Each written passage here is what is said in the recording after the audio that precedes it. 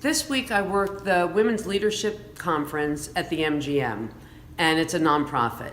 So they had women that are leaders, and the first one up was Susie Orman, and she was I was so impressed. And not that I've never listened to her before with her financial advice, but so much good information about not only paying off your charge cards, but also when you raise children, about not taking loans for college and not having to have that debt.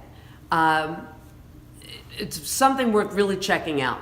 Okay, and also another thing was about saving money and taking your kids like to the bank and letting them know that when you go to work, that you're not working. You don't want to give them the impression that you're going to work and it's a bad thing. What you're trying to train your children is that we go to work because we have to pay our bills and we like nice things, and this is what your children need to get out of the conversation. So for somebody as myself that doesn't have children, I just found it very interesting, the message that you start to give your kids at such an early age.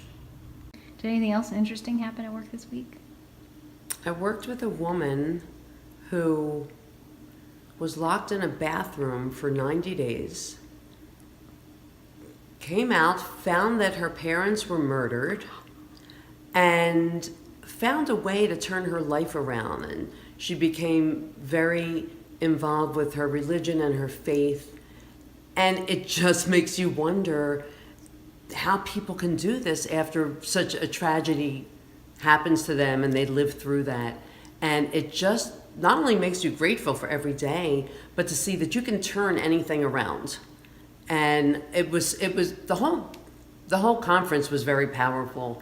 And the women that I got to work with, I worked with Valerie Biden Owens this week, and another woman that has the Lung Cancer Foundation, and just powerful women that are just so strong and so sure of themselves, and whatever obstacles they had, they got through them. And it was a really good week.